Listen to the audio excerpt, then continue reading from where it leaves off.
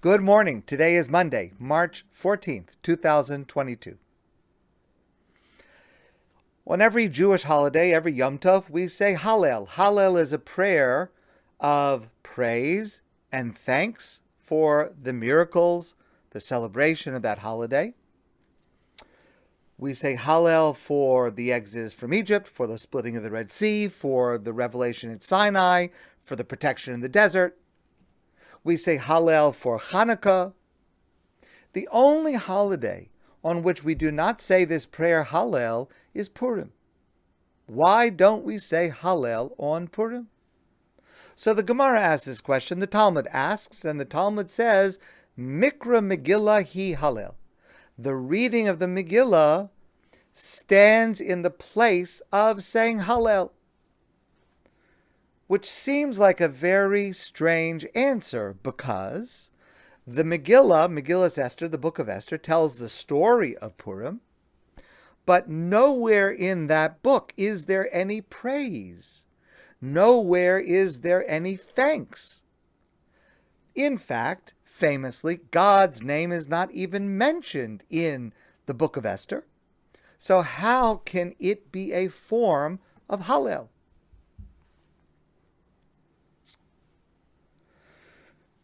Rabbi Kalatsky shares this approach, and it goes as follows. Purim is, of course, a holiday, a celebration of the events that occurred to Mordechai and to Esther and to Achashverosh and to Haman and the Jews of Shushan, etc. at that time. But Purim is much more than that, because Purim marks the transformation from one era of Jewish history to a very different era of Jewish history in which we find ourselves still all these years later. And that is the reason this transformation affects us directly.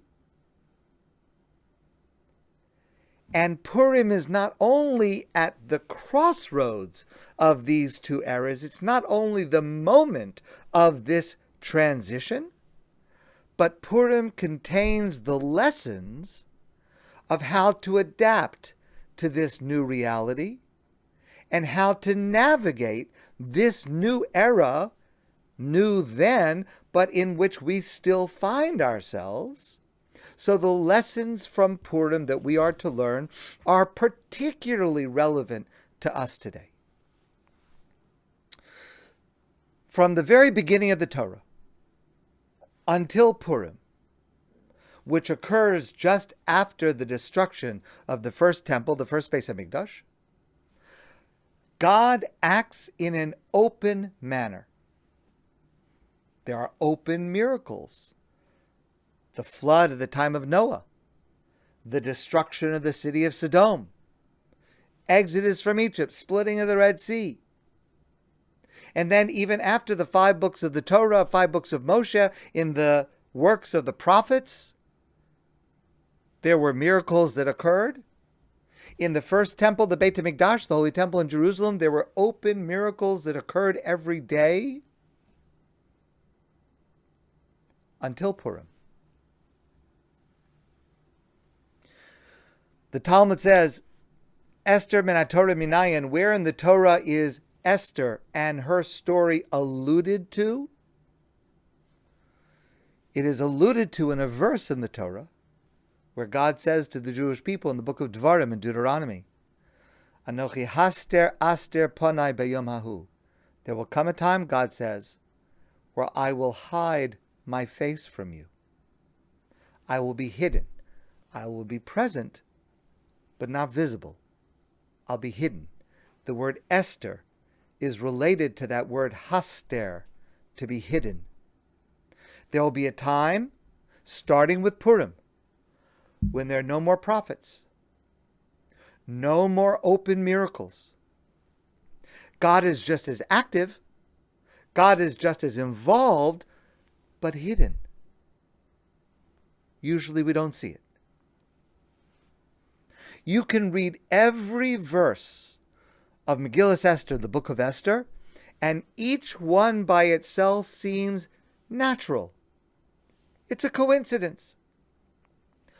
Only when you step back and see the whole story as is it obvious that every detail, quietly, behind the scenes, is orchestrated by God. No less than the splitting of the Red Sea. Just hidden. Perhaps the strongest demonstration of this is the name of this holiday. We say in the Megillah, Ki Haman tzorer kol haYehudim chashav al haYehudim labdam. Haman, the enemy of the Jews, wanted to destroy the entire Jewish people. V'hipil pur hu hagorol, and he cast lots, which was what the word pur means in Persian or Aramaic, Luhumam ulabdam, to decide when he wanted to destroy them and wipe them out. Al Kain, and therefore, for that reason, Karu layamim ha'ela Purim, we call this holiday Purim al Shem Hapur, because of the lottery. Now, that's really curious because on the surface it seems like a rather minor detail of the overall story. The role of Esther, the role of Mordechai, the downfall of Haman, and we focus on the detail of how Haman decided on which date to do it, which came through a lottery. Why is how Haman decided worthy of becoming the name of the entire event, the entire episode? Seems like a relatively minor detail. But in fact, it elevates and emphasizes the crucial central theme of Purim. There's a verse in Mishlei, Proverbs, B'chek yutal esagoro, pay close attention to a lottery, Mehashem kol mishpato, every decision comes from God. A lottery appears to be random. Whatever is chosen appears to be a coincidence. It's natural. But listen please carefully to the words of the Malbim on this verse in Mishlei. Yesh dvarim shenira shenosdim tachas hamikra. There are many things that happen in this world that appear to us to be mikra, coincidence. It just happened that way. Uvehem mashkichim me'Hashem. But actually, they are directly intended to happen by God. In other words, there's no such thing as coincidence. That's koach hagorol, the force of what appears to be random, the power of what appears to be coincidence. There's no such thing. It's from God. It appears to be random, it appears to be coincidence because we're living in this era of Hester Panim where God's presence is hidden, but it is no less active. That's the theme of Purim. There is no coincidence. Because of course, when you read it on the surface, is it a coincidence that Achashverosh happened to have a queen named Vashti, and she happened to upset him, and there happened to be a man named Haman who advised the king to get rid of her? Is it a coincidence that two men, Bigsan and Seresh, were overheard plotting against the king, and Mordechai heard them and reported that, and the recollection of his good deed was remembered at exactly the crucial moment where Nadada Shnas HaMelech? Was it a coincidence that on that night Achashverosh's sleep was disturbed and he happened to want to read about the good deeds of Mordechai, and exactly at that moment Haman happened to come in the middle of the night to ask Achashverosh to hang Mordechai? all of these incidents by themselves appear to be coincidences. But of course, the theme of Purim is that what appears to be a coincidence is not. Me Hashem kol mishpato. Everything that happens at God's hand. Purim is the beginning of this era. It's the beginning of the Second Temple period, during which those overt miracles did not occur. The period when the era of prophecy has come to an end. The beginning of the era of our exile, even though there was a Second Temple period. But even during that Second Temple period, the majority of Jews remained in exile. And certainly after the destruction of the temple, until today, the majority of the world's Jews are outside of Israel. And even in Israel, we are in this state of exile. We're in this era still, from the time of Purim till today, of Hester Panim, of God's face being hidden. But there are no coincidences. We may not see it. We may not understand it. But there is a plan. There are decisions. There is action on the part of God. But it's within the context of Koach HaGorol, that which appears to us to be random, to be coincidence, but in fact is not. Rabbi Yosef Kalatsky explains that Hallel is a prayer where we express our thanks and our praise of God for the miracles that He has done. But on Purim we read the Megillah. And when we read the Megillah, we should see the hand of God in a hidden manner, the hand of God through what appears to be coincidence. And it is by appreciating that it is in fact the hand of God, though it appears to be coincidence, that is precisely the praise that we are to offer on Purim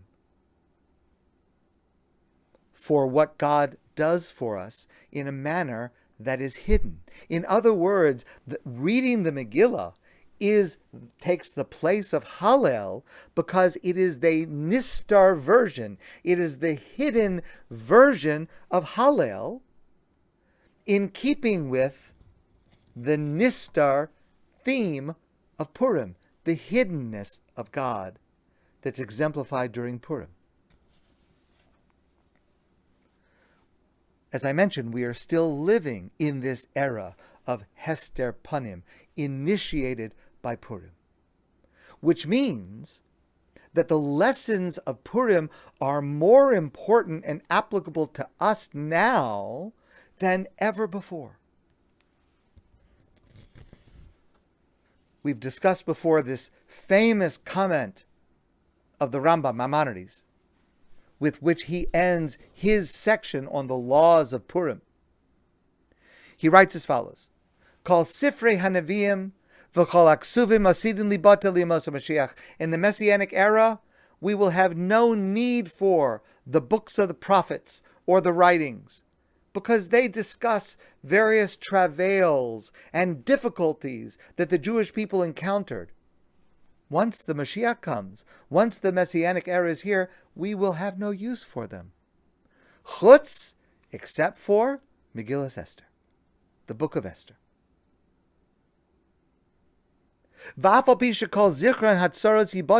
And even though all of the memories of previous negative events and sad times and challenges and difficulties, that will all be wiped out. We don't need to remember any of that stuff. We don't need to remember the wars and the pogroms and the Holocaust. Once Mashiach comes, that's all behind us.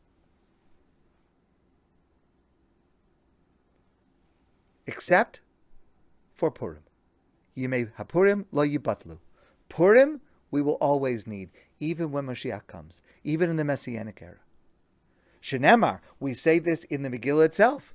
V'imei HaPurim ha'ela, these days of Purim, lo yavru mitoch HaYehudim, will never pass, will never become obsolete from Jewish life, from what we as Jews need to know. V'zichram lo yosuf mizarom, and the memory of Purim will never pass from our descendants. Why? What does Purim teach us that could be so relevant even after the Messianic era arrives? Rabbi Yitzchak Hutner explains it in the following way. Imagine two individuals are given an assignment. Identify your friend in the dark. One receives a flashlight. The other does not. The other is compelled to identify his friend by listening to the voice, hearing the walk, sensing the presence. The one with the flashlight does a better job and can identify his friend much more quickly and much more accurately. Because seeing a person is a much better way to identify them than just listening or sensing. But the second person, without the flashlight, had to develop a unique talent. By training his ears, his senses, he developed a greater sensitivity, and the next morning, when the sun is shining, and the first person puts out his flashlight, his special ability has also been extinguished. It doesn't remain. But the second person has developed a talent, has developed a sensitivity that will be useful and helpful even when the sun is shining. That talent, that ability, that sensitivity will remain even when the need has passed. The person with the flashlight can be compared to our major holidays. They remind us of God's presence through the miracles that occurred of the exodus from Egypt, the splitting of the Red Sea, etc. And even later in history, one jar of oil that lasted for 8 days. Purim represents the person who had the flashlight. There are no miracles. Everything that happens is seemingly unconnected and insignificant by itself. Purim teaches us to cultivate this skill to recognize God's hand even when it is concealed, to attune ourselves to God's presence even in the darkness. And that's why of all the holidays, the lesson of Purim is the most applicable to us in our day and gives us the talent, the sensitivity that will be with us for all time in the future. My friends, I want to wish you a great day. And I hope you have a wonderful upcoming Purim. And I look forward to seeing all of you soon in person.